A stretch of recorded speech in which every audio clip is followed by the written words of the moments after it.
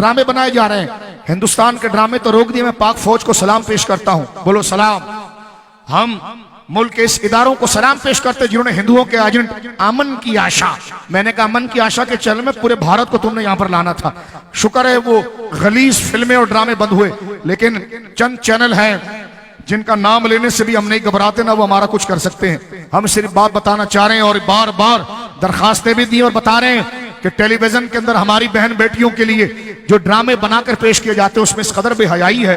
रिश्ते पाकीज़ा, बहू और ससुर का रिश्ता कितना पाकीज़ा है। वो बाप है, वो बाप है कुरान की नजर में। कुरान ने ससुर को बाप करार दिया है, सास को मां करार दिया है। यानी खुदा न करे कि तलाक हो भी जाए तब भी उससे निकाह नहीं हो सकता, लेकिन वो रिश्ते को कितनी बेहयाई के साथ चंद ड्रामों में दिया जा रहा है। क्या तुम इसको मुस्तरद करने तैयार हो?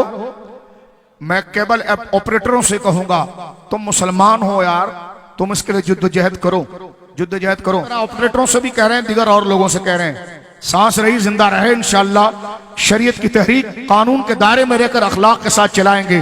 क्या आप घरों से निकलोगे, अपने हकूक अदा करोगे?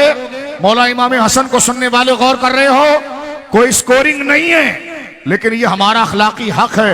हम कराची के अंदर ना फहाशी चाहते हैं, ना सिंध में फहाशी चाहते हैं, ना पाकिस्तान में फहाशी चाहते हैं। कुरान का निजाम जो बन चुका है आईन में उसकी इंप्लीमेंट चाहते हैं।